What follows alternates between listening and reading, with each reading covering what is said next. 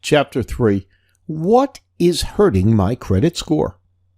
Now that we've taken a while to look at the various things that will raise your credit score, we also have to check out the different factors that harm your credit score. If you're in the process of fixing your credit, ensure that you are careful with what you're doing. You don't know if something will harm your credit in the process. A good credit score is an important part of your financial life. Banks and other lenders check your credit score to determine whether you are capable enough to repay the loans. Just like building a good credit score, taking care of the things that may hurt your credit score is also equally important. Paying late or not in the least. One of the worst things that you can do to your credit score is making late payments. About 35% of your score depends on your history of making payments on time or not. Being consistently late on these payments will hurt your credit score immensely. Always pay your bills on time, especially your MasterCard bills. What is even worse than paying late is not paying at all. If you opt to completely ignore your cards and other bills and not pay them in the least, then you will be in more trouble. If you miss out on the monthly payment of your MasterCard, you're going to find yourself 1 month closer to being charged off. If you want an opportunity to get your credit score up, especially if you're hoping to get it up to 800 or higher, then you have to prevent late payments. Making late payments is a bad thing to do because it shows that you aren't willing to pay your debts on time, and consequently, lenders would be less likely to offer you some extra money in the process. For those who have a hard time making payments, whether these payments are late or aren't available at all, it's time to get a budget into your situation. You're living above your means, which is often not an honest sign of getting your score up where you'd like. Once you are ready to get your budget in situation and start paying your debts on time, you'll be prepared to get that credit score higher in no time. Having an account charged off or sent to collections. Next on the list is about your accounts being charged off. When creditors are worried that you will never pay your bills for loans or credit cards, they're going to use a process referred to as charging off your accounts. A charge-off means the insurer has just about given up abreast of not hearing back from you again. It doesn't mean that you are no longer going to hold responsibility for this debt in the least.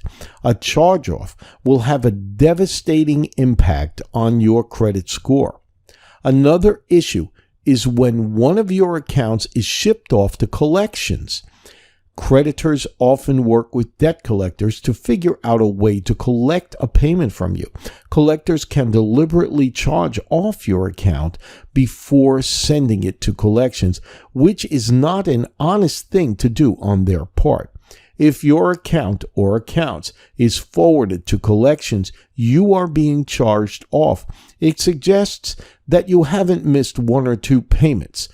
It means that you have not paid the entire thing in the corporate figures. They're never going to get back from you. They probably need it to be either written off as a tax benefit or sell it to credit collection companies that may bother you endlessly. The experience is ever going to haunt you. You will be harassed until you return almost all of it. It will show other creditors that you haven't just missed a couple of payments, but you have fallen so far behind that someone who had given you money in the past has decided to charge off your accounts altogether. It is often hard to fight against and isn't going to convince a new lender to loan you money. Filing bankruptcy. This is an extreme step that you should attempt to avoid at all costs. Bankruptcy is an extreme measure that will cause tons of devastation to the score that you eventually want to improve. It's also going to stay on your credit report for 7 to 10 years. It's a good idea to look for some alternatives, like working with credit line counselors before filing for bankruptcy. It is best if you're ready to do everything that you can to avoid bankruptcy at all costs. During tough times, I'd seem to be the best idea for you. You assume that once you declare bankruptcy, you'll walk off from all your debts and not worry about it ever again. This is not often the case. There are several sorts of bankruptcies out there, but you often have to pay off the maximum amount of debt possible. And often it would lead to several years of creating payments and having your wages exhausted before you can end the bankruptcy. You may pay the debts for a particular amount of time or make some agreement with the creditors for a lower amount if required, but you'll have to live with the black mark of bankruptcy on your side. Once the bankruptcy is complete, it will take a lot of time. New problems will occur. The problem is the black mark on your credit report. You have to then specialize on how you're going to handle the black mark on your credit report for quite some time. It might show for 7 to 10 years, and you'll bet that creditors aren't going to look at that too kindly. You'll find that it's almost impossible to get any credit or other monetary help that you need for an extended period afterwards. If you're unable to get on a budget and truly take hold of your debts, you'll catch on all discharged. On the other hand, you're going to rotate, and before you recognize it, all your money is gone, and you're facing bankruptcy again. It is not a good thing. You won't be offered the choice of bankruptcy multiple times, and using this as a Band-Aid won't work. To avoid bankruptcy, you need to find out how to figure out a budget and find out the best ways to manage your credit. Regardless of your income, it is often easier to manage and will help you get on an honest payment schedule to help you pay off your debts. Bankruptcy looks like a simple way to get out of debt. However, it haunts you for several years afterwards. It can make obtaining credit in the future almost impossible, and it'll not solve the underlying problem that brought you to the present situation. High balances or maxed out cards. We must always keep an eye on the balances that will wear our credit cards down. The second most vital part of our credit score is the amount of debt on them, measured by credit utilization. Having high balances for credit card relative to the credit limit will increase credit use and make your credit score go down. For instance, if you have a limit of $10,000 on a card, but the balance is $9,500 or higher, your score will not reflect positively. We must also ensure that we aren't maxing out or going over the limit on our credit cards. Maxed out credit cards reflect credit utilization at 100%. It can have a devastating impact on your credit score as well. Ensure to pay off those debts as fast as possible to take care of your credit score and keep it from going over the top. Closed credit cards. There are a couple of factors that can lead to a decrease in your credit score once you close the card. The first we'd like to look at is the effects of closing a card that also features balances thereon. Once you close that card, the credit limit will finish up at 0, while your remaining balance will be the equivalent. It is often going to make it appear as if you've been ready to reach MasterCard, which will cause your score to drop a bit. If you would like to shut your account, you must ensure that you pay off the balance before closing it. Another thing to think about is what will happen once you close out old credit cards. About 15% of your credit score will be the length of your credit history, and longer credit histories will be better. Closing up old cards, especially several old cards, will make your credit history appear to be shorter than it is, albeit you do not use the card anymore and there are no annual fees. You ought to keep the cardboard open because you're losing nothing and gaining more.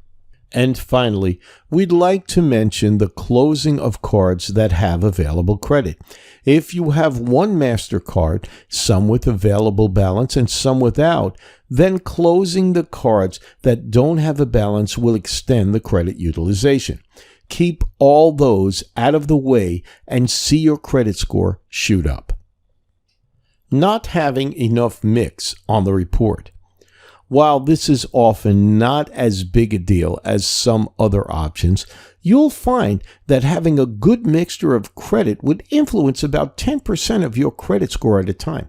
If you have a report that only has one or two things thereon, like either credit cards or loans, then it's likely your score will be affected in one way or another. You wouldn't want to overextend yourself, but having loans, mortgages, credit cards, and more that you pay off monthly without fail is one of the best ways in which you'll raise your credit score without causing harm or paying an excessive amount in the process. It doesn't mean that you should go forth and apply for a bunch of various things to obtain a mixture. You have to understand that it happens naturally. The longer you're active on your credit score, the more mixed your account will become. You might have a couple of credit cards. Then you might get a loan for a car and pay it off. Later, you might like to take a loan for a vacation or a few home improvements. Then you may get a mortgage too.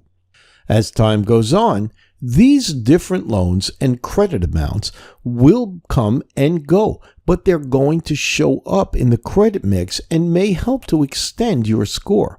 If you try to enhance your credit mix too quickly, you're going to attract some red flags against your credit, which will cause some issues. Doing this over a couple of years is the best way to ensure that your credit score goes up. Applying for an excessive amount will also attract some unnecessary credit inquiries. These will take up about 10% of your score. Making several applications for loans and credit in a short amount of time will cause an enormous drop in your credit score along the way. Always keep the applications for credit to a minimum so this doesn't harm you along the way. In some cases, this process won't harm you in a great way. For instance, if you've got an honest credit score and would like to use it for a mortgage or a couple of mortgages, if you do these in a calculated manner, it won't be seen as bad because the lender will often assume this is what you usually do instead of getting hold of an excessive amount. You will be able to explain this to them fairly easily if they ask. For most other cases, though, this won't be a good sign. Having all these inquiries on your score will lower it slightly, at least for the short term. When other lenders see that you are applying for tons of credit, they will assume that you are often renounced. They will wonder why you are going to think that you are taking over an excessive amount of credit that you won't be ready to handle. Consequently, they won't be willing to lend you any money either. These are just a couple of things that go into credit report management. Sometimes the items that will harm your score are far more critical than those ready to help improve the score. Working on both is essential when it all comes right down to it. And knowing the way to avoid a number of the everyday things that will ruin your credit in no time is imperative to getting that score up and seeing it work the way you want.